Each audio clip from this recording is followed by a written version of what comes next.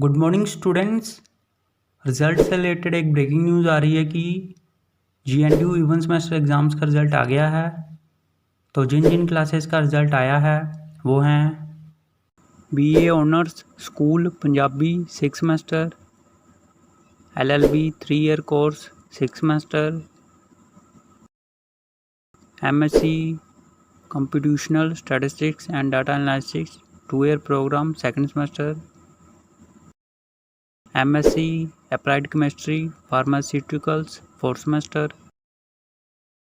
तो सभी students GNDU की ऑफिशियल वेबसाइट पर जाकर अपना अपना रिजल्ट चेक करें gnu.ac.in पर।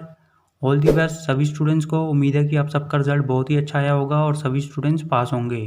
तो जैसे ही किसी और क्लास का या फिर किसी सेमेस्टर का रिजल्ट आता है तो हम आपको बता देंगे।